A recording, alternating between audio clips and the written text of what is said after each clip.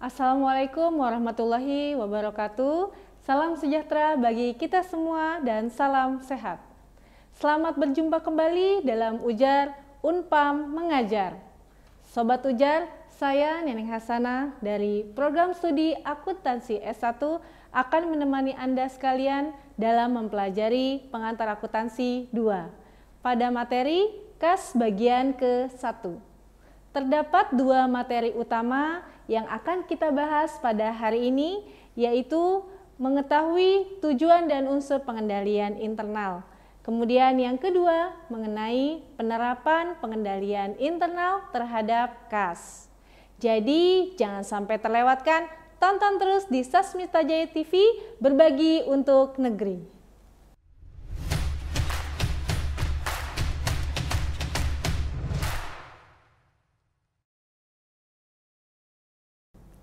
Baik, Sobat Ujar, sebelum kita mulai dengan materi KAS bagian ke-1 ini, apakah Sobat Ujar sudah tahu tujuan dan unsur-unsur pengendalian internal? Bagaimana pengendalian internal terhadap KAS? Yuk, mari kita simak lebih lanjut. Yang pertama, kita membahas tentang pengendalian. Seperti yang sama-sama kita ketahui, perusahaan memiliki sebuah standar untuk mendesain, menganalisa, dan mengevaluasi pengendalian internal yang biasa dikenal dengan pengendalian internal kerangka kerja terintegrasi. Tujuan pengendalian internal sendiri adalah memberikan keyakinan dalam hal yang pertama, memastikan bahwa aset telah aman dalam perlindungan dan digunakan untuk keperluan bisnis. Dan yang kedua, perusahaan menyajikan informasi bisnis yang akurat serta dapat diandalkan untuk memperkecil resiko atas salah saji laporan keuangan, baik disengaja ataupun tidak disengaja. Dan yang ketiga, seluruh aspek dalam perusahaan termasuk karyawan dapat mematuhi hukum dan peraturan yang berlaku. Pengendalian internal sebenarnya digunakan sebagai pelindungan aset yang dimiliki oleh perusahaan dari kecurangan, penelitian, penyelewengan, dan kesalahan penyimpanan. Kita lanjut ke prinsip pengendalian internal. Ada 5 prinsip dalam pengendalian internal yang dapat digunakan untuk mengamankan aset. Peningkatan keakuratan laporan dalam keandalan catatan akuntansi. Pengendalian internal biasanya disesuaikan dengan ukuran bisnis yang dijalankan perusahaan, termasuk jenis perusahaan ataupun filosofi manajemen perusahaan. Adapun prinsip pengendalian internal sebagai berikut. Yang pertama, penetapan pada tanggung jawab. Yang kedua, pemisahan tugas. Yang ketiga, dokumentasi. Yang keempat, pengendalian fisik, mekanik, dan elektronik. Dan yang kelima, pengecekan independen. Baik, pengendalian ini dapat dicontohkan sebagai berikut. Yang pertama, penyimpanan kas serta surat-surat berharga di safe deposit box. Kemudian yang kedua, penyimpanan dokumen terkait atas catatan akuntansi penting pada lemari file yang terkunci. Dan yang ketiga, pengaturan keluar masuknya karyawan ke tempat penyimpanan penyediaan barang dagang. Dan yang keempat, penggunaan CCTV untuk memantau kondisi operasional ketika beroperasi. Sistem pemadam kebakaran atau alarm yang dimana diletakkan di tempat-tempat yang terlihat. Kemudian menggunakan password, sistem untuk keamanan, dan lain sebagainya. Yang selanjutnya, pengecekan independen. Pengecekan independen meliputi peninjauan ulang, perbandingan, dan pencocokan data. Untuk memaksimumkan manfaat atas pengecekan independen, maka dapat dilakukan dengan acara antara lain sebagai berikut. Yang pertama, melakukan verifikasi secara periodik. Yang kedua, menugaskan orang yang independen untuk melakukan verifikasi. Yang ketiga, melakukan tindakan korektif secara tepat pada saat terjadi ketidaksesuaian dalam pelaporan. Selanjutnya ada unsur-unsur pengendalian internal. Perusahaan dapat berhasil mencapai tujuan pengendalian internal yang telah ditetapkan dengan melaksanakan 5 unsur pengendalian internal yang penetapannya dibuat oleh kerangka kerja terintegrasi.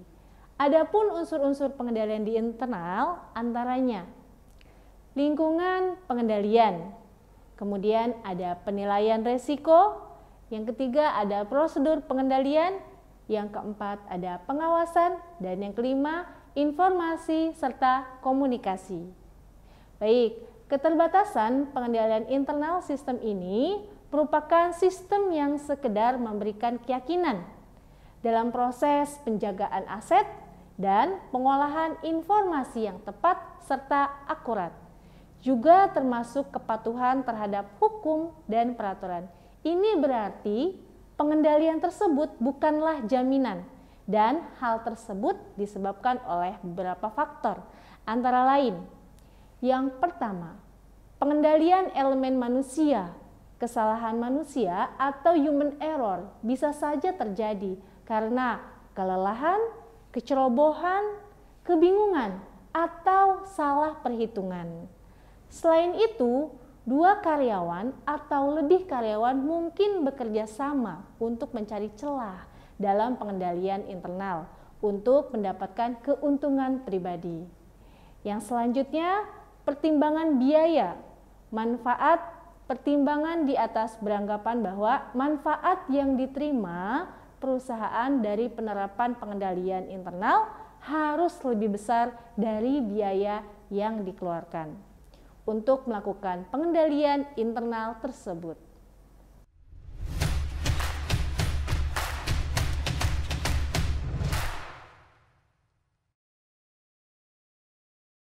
Baiklah, setelah memahami apa itu tujuan dan unsur-unsur pengendalian internal, mari kita lanjutkan dengan penerapan pengendalian internal terhadap kas.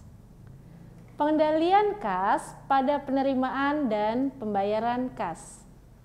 Kas merupakan aset lancar dalam laporan keuangan yang meliputi uang logam, uang kertas, cek, giro, wesel, dan simpanan uang pada bank yang tersedia dan dapat ditarik kapan saja. Semua jenis dana yang diterima oleh bank sebagai simpanan dalam bentuk rekening tabungan dianggap sebagai kas di bank. Sedangkan cek yang berasal dari simpanan pada bank yang disebut sebagai rekening giro, dan hal itulah yang dianggap sebagai kas merupakan cek yang dapat diuangkan. Dalam menjalankan bisnisnya, perusahaan biasanya menggunakan lebih dari 1 rekening. Perusahaan biasanya akan membuat 1 akun buku besar tersendiri atas setiap akun yang dimilikinya pada bank. Contohnya, kas pada Bank Mandiri, Bank BCA, Bank BRI, dan seterusnya. Kas merupakan aset perusahaan yang mudah untuk disalahgunakan dalam kegiatan bisnis. Dengan alasan inilah seharusnya sebuah bisnis melakukan pengendalian kas dan transaksi kas secara hati-hati. Selanjutnya kita bahas mengenai pengendalian terhadap penerimaan kas. Perlindungan terhadap kas harus dilakukan agar terhindar dari pencurian dan penyalahgunaan oleh oknum yang tidak memiliki tanggung jawab. Untuk itu, penting bagi manajemen untuk melakukan pengendalian kas sejak kas tersebut diterima sampai disimpan. Mesin kasir dapat digunakan dalam melakukan pengendalian terhadap kas yang diterima dari penjualan tunai. Dengan menggunakan mesin kasir, diharapkan mengurangi kesalahan pada saat transaksi kas yang terjadi yang mengakibatkan adanya perbedaan jumlah uang di tangan dengan jumlah penjualan tunai, terutama transaksi pada kasir yang dapat membuat kesalahan pada saat memberi uang kembalian kepada pelanggan atau penginput nilai penjualan tunai. Sebagai ilustrasi, berikut disajikan data pada mesin kasir per tanggal 3 Mei. Kas penjualan sebesar 35.690.000, sedangkan kas yang diterima penjualan tunai sebesar 35.668.000. Dari data tersebut terdapat kekurangan kas sebesar 22.000. Kekurangan tersebut akan dicatat sebagai berikut. Berikut bentuk jurnalnya pada tanggal 3 Mei. Pada posisi di debit yaitu kas sebesar 35.668.000, kemudian posisi di debit juga kas kurang lebih 22.000, kemudian di kredit penjualan sebesar 35.690.000. Ilustrasi tadi menunjukkan jika terjadi kekurangan pembayaran, namun jika yang terjadi adalah kelebihan uang kas, maka uang kas kurang dan uang kas lebih akan dikreditkan untuk kelebihan tersebut. Selanjutnya, saldo debit akun kas kurang atau lebih dimasukkan ke dalam beban lain-lain atau other expense di dalam laporan laba rugi pada akhir periode akuntansi, dan saldo kredit akun tersebut dimasukkan dalam bagian penghasilan lain-lain. Baiklah Sobat Ujar, selanjutnya kita akan membahas mengenai prinsip-prinsip pengendalian internal. Terdapat 5 prinsip dalam pengendalian internal, yaitu yang pertama, pembentukan pertanggungjawaban atau establishment of responsibility. Yang kedua, adanya pemisahan tugas secara tegas. Yang ketiga, prosedur dokumentasi harus dimiliki perusahaan. Dan yang keempat, pengendalian secara fisik, mekanik, dan elektronik. Dan yang terakhir, yang kelima, ada verifikasi internal yang independen harus ada. Kemudian, ada pengendalian untuk penerimaan kas. Semua penerimaan kas harus segera dicatat.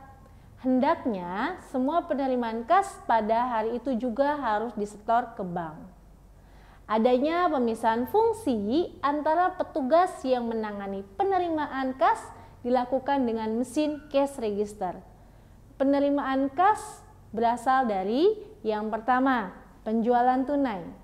Yang kedua, pembayaran piutang dari customer. Yang ketiga, penerimaan bunga, sewa, dan dividen. Dan yang keempat, investasi oleh pemilik atau pemegang saham. Yang kelima, pinjaman bank. Dan yang keenam, hasil penjualan aset selain persediaan. Selanjutnya adalah pengendalian untuk pengeluaran kas. Semua pengeluaran kas harus dilakukan menggunakan cek, kecuali pengeluaran yang jumlahnya kecil yang tidak efisien jika dilakukan menggunakan cek. Maka dapat dilakukan dengan menggunakan dana kas kecil. Ya, cek harus ditandatangani minimal 2 orang pejabat.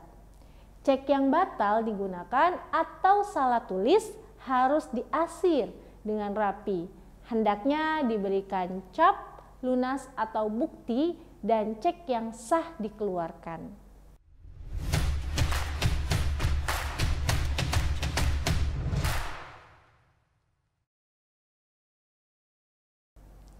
Baik Sobat Ujar, setelah menyimak pemaparan materi tadi, saya berharap kalian semua dapat mempraktikkan pengendalian internal terhadap kas di perusahaan atau lembaga tempat kalian bekerja. Agar dapat mendalami materi yang tadi, Sobat Ujar juga dapat membaca materi dari sumber buku yang lain dan melakukan latihan jurnal tentang kas. Nah, Sobat Ujar, semoga ilmunya bermanfaat dan dapat menambah ilmu pengetahuan. Semangat calon akuntan di masa yang akan datang, kuasai ilmunya, insya Allah terang jalannya. Sobat Ujar, kita sudah berada di penghujung acara.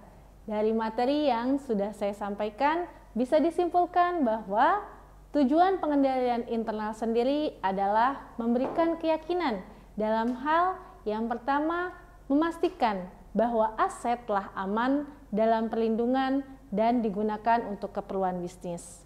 Yang kedua, perusahaan menyajikan informasi bisnis yang akurat serta dapat diandalkan untuk memperkecil resiko atas salah saji laporan keuangan, baik disengaja ataupun tidak disengaja.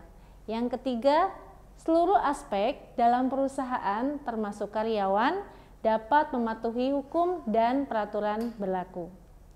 Kemudian, adapun unsur-unsur pengendalian adalah yang pertama, lingkungan pengendalian, yang kedua, penilaian resiko, yang ketiga, prosedur pengendalian, yang keempat, pengawasan, dan yang kelima, informasi serta komunikasi.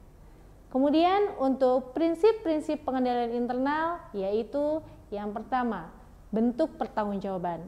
Yang kedua, adanya pemisah tugas secara tegas. Prosedur dokumentasi harus dimiliki perusahaan. Yang keempat, pengendalian secara fisik, mekanik, dan elektronik. Yang kelima, verifikasi internal yang independen harus ada. Sobat Ujar, demikian tadi penjelasan materi KAS bagian 1 pada mata kuliah Pengantar Akuntansi 2. Semoga kalian semua dapat memahami ya.